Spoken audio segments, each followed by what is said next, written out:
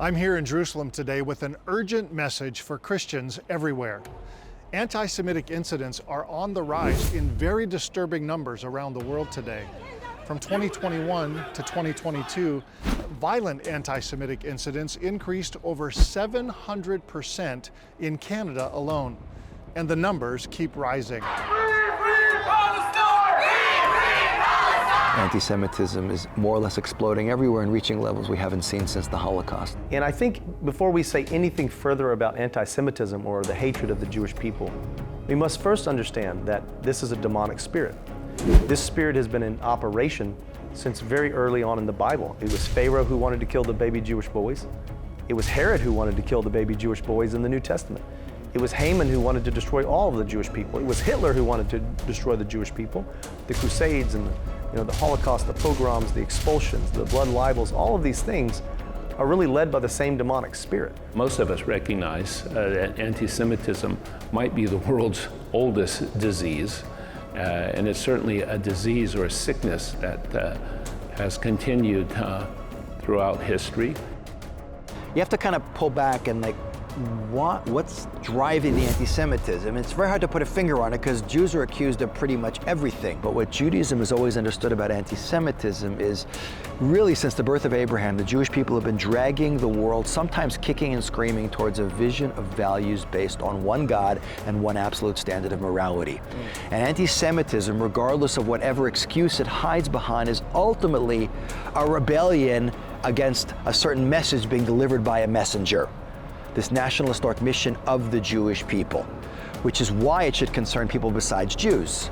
Because God made a promise to the Jewish people a long time ago that they would never be destroyed, that He would preserve them and protect them. And so the anti-Semitic spirit is really Satan trying to bring God down to his level by destroying the Jewish people and breaking God's covenant promise with them.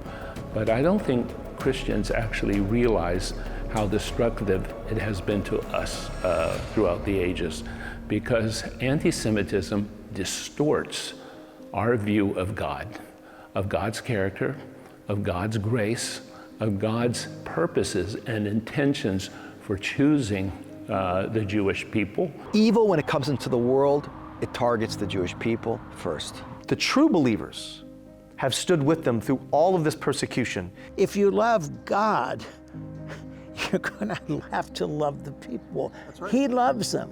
That's if right. You want to be like Him, you're going to love Him. And Jesus was a Jew. If we'll work together, we can work against this illogical, demonically led spirit of anti-Semitism. And it's really based on lies. There's no truthful basis for it. There's no economic basis for it. It simply is a lie that Satan wants to perpetrate to prove God is not faithful to His people. Every Jewish person I meet here, I tell them two things. I love Israel, and I pray for Israel, and I pray for you, the people. As Christians, we cannot be silent. In the Bible, God calls Israel His firstborn son. And as believers in Jesus, the Jewish Messiah, we need to stand alongside our Jewish friends. Visit our website now, firstcenturyfoundations.com/IPW-Canada, to learn more and to sign our pledge of solidarity with the Jewish people. As Christians, let's make our voices heard on behalf of Israel and the Jewish people. And together, let's turn the tide, agreeing with God's word that Jerusalem is destined to be a praise in all the earth.